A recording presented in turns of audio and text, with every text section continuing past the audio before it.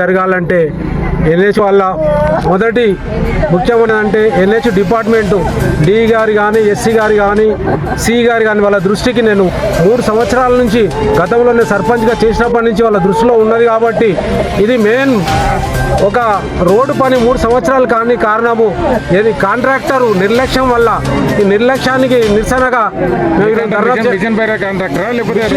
Contractor NH వాళ్ళు NH department SC గారు కానీ డిపార్ట్మెంట్ వాళ్ళు ముగ్గురు కారకులు దీనికి. ఎందుకంటే నిమ్మకు నీరెత్తేనట్టుగా ఉన్నది. గత సంవత్సరంలోనే సర్పంచ్గా ఉన్నప్పుడు ఎన్నోసార్లు వీళ్ళకు నోటీసులు పెట్టినాము, ఎన్నోసార్లు విజ్ఞప్తి చేసినాము, ఎమ్మెల్యే గారితో చెప్పించినాము, ఎంపీ గారితో చెప్పించినాము, అయినా కూడా వీళ్ళకు నిమ్మకు నీరెత్తుగా ఉన్నది పనుల విషయంలో. దీనికి 100% ఖండిస్తూ న్యాయం జరగాలని, మోక్షకు న్యాయం జరగాలని చూస్తున్నాం. నేను ఆలింపురం గ్రామ సర్పంచ్ని పాకల నాగలక్ష్మిని. నేను నిన్ననే మాట్లాడినాను విక్రమ్ సార్ సూపర్వైజర్ తోటి.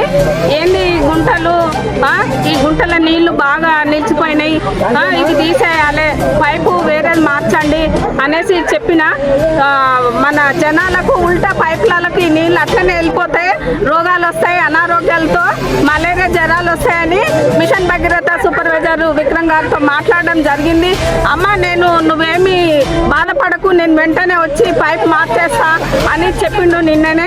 మరి ఇంతలోనే మన అమ్మాయి మోక్ష నీళ్ళలో పడి చనిపోవడం జరిగింది. కాబట్టి మీరు కాంట్రాక్ట్ వాళ్ళు అశ్రద్ధతో చాలా ప్రాణాలు పోయినాయి. ఆలింపురంలో 10 మంది. మొన్న కూడా పద్మ లైట్లు లేక చీకటికి గుంటలతోటి రోడ్డు దాటలేక కూడా ఆమె ఎక్కడ పోవాలో అర్థం కాక ఆమె 40 ఏళ్ళ వ్యక్తి చనిపోయింది. పిల్లలకు కరువైంది, కుటుంబానికి కరువైంది. కాబట్టి మీరు కాంట్రాక్ట్ వాళ్ళు అశ్రద్ధ చేయకుండా ప్రభుత్వము కాంగ్రెస్ ప్రభుత్వం నిర్లక్ష్యంతో కాంట్రాక్టర్లు ఇట్లా చేస్తుండ్రా ఏంది, మా కుటుంబాలు ఆలింపురంలో కుటుంబాలు ఆగమవుతున్నా పట్టించుకోవడం లేదు అనేసి ఆవేదన వ్యక్తం చెందుతుంటూ నేను చెప్పినా వినట్లేదు అనేసి నేను ఈ ధర్నా మోక్షకు న్యాయం జరగాలి, మోక్షకు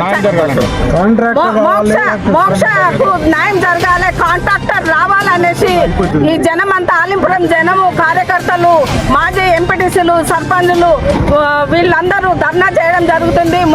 మోక్షకు న్యాయం జరిగి కాంట్రాక్టర్ వాళ్ళు వచ్చి ఇక్కడ మాట్లాడాలని వాళ్ళు ధర్నా చేస్తున్నారు, గట్టిగా ఉన్నారు. కాబట్టి మీరు మా గోడు దయ తలిచి మా మీద దయ తలిసి మా గోడు విని మీ కాంట్రాక్టర్ కానివ్వండి, ప్రభుత్వం కానివ్వండి, మా ఆలింపురం న్యాయం జరగాలి మోక్షకి నేను కోరుకుంటూ ఈ అవకాశం ఇచ్చిన అందరికీ కూడా ధన్యవాదాలు తెలుపుకుంటూ జరిగే విషయం చెప్పండి. ఈరోజు ఆలింపూర్ గ్రామంలో చిన్నారి మోక్షిత అంగన్వాడీకి వెళ్ళి తల్లితో పాటు వస్తున్నటువంటి సందర్భంలో మరి ఈ మిషన్ భగీరథ అదేవిధంగా నేషనల్ హైవే రోడ్ కాంట్రాక్టర్ల నిర్లక్ష్యంతో వీరు పనులు ప్రారంభించి ఇప్పటికీ 3 సంవత్సరాలు గడుస్తున్నా కూడా అరకొరగా చేస్తూ దాదాపు ఒక 10 ప్రాణాల వరకు బలి తీసుకోవడం జరిగింది. మరి ఈరోజు తల్లితో పాటు వస్తున్నటువంటి చిన్నారి మోక్షిత 4.5 సంవత్సరాల పాప జారి ఆ మిషన్ భగీరథ గుంతలో పడిపోయి నీళ్లు మింగి చనిపోవడం జరిగింది. మరి ఈ నిర్లక్ష్యానికి మరి బాధ్యులు ఖచ్చితంగా ఇక్కడికి రావాల్సింది మేము కోరుకుంటాం, రావాలని చెప్పి మరి గ్రామస్తులు అందరం కలిసి మేము ఇక్కడ ధర్నాకు దిగడం జరిగింది. ఈరోజు మొన్నటికి మొన్న ఇక్కడ మరి పాకాల పద్మ అనేటువంటి ఒక మహిళ రోడ్డు దాటుతున్నటువంటి క్రమంలో మరి చనిపోయిందని చెప్పి వారితో గట్టిగా వాగ్వాదం దిగితే ఈ లైట్లు వేసినారు కానీ వాటి కనెక్షన్ ఇవ్వడం మర్చిపోయినారు. ఇద్దరు కూడా కనెక్షన్ ఇవ్వలేదు. మరి రోడ్డు అక్కడ నుండి స్టార్ట్ చేసుకుంటే మా ఊరి స్టార్టింగ్ నుండి స్టార్ట్ చేసుకుంటే ఎండింగ్ వరకు దాదాపు ఇక్కడ మా ఊరికి సంబంధించినటువంటి వాళ్ళు 4 కూడా చనిపోవడం జరిగింది.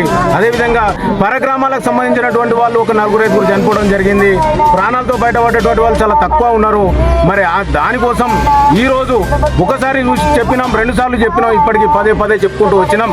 మరి ఈ రోజు వరకు కూడా వాళ్ళ లోపల చలనం లేదు. కాబట్టి ఖచ్చితంగా రోడ్డు కాంట్రాక్టర్, అదేవిధంగా మిషన్ భగీరథ కాంట్రాక్టర్ వీళ్ళిద్దరు కలిసి, అధికారులు ఇద్దరు కలిసి సంయుక్తంగా ఇక్కడికి వచ్చి మాకు మరి ఇక్కడ వాళ్ళు మాట ఇచ్చేంత మట్టుకు మేము ఇక్కడ ధర్నాలు విరమించేటువంటిది లేదు. ఖచ్చితంగా ధర్నాలో కూర్చుంటాం. నేషనల్ హైవే వాళ్ళు, నేషనల్ హైవేకి సంబంధించినటువంటి కాంట్రాక్టర్ ఎవరైతే ఉన్నారో ఆ కాంట్రాక్టర్ వచ్చి వారికి సంబంధించిన బాధ్యులు వచ్చి మాకు ఇక్కడ మాట ఇచ్చేంత మట్టుకు ఇక్కడ ఈ నుండి ధర్నా విరమించేటువంటిది లేదు అని చెప్పి తెలియజేస్తా ఉన్నాం.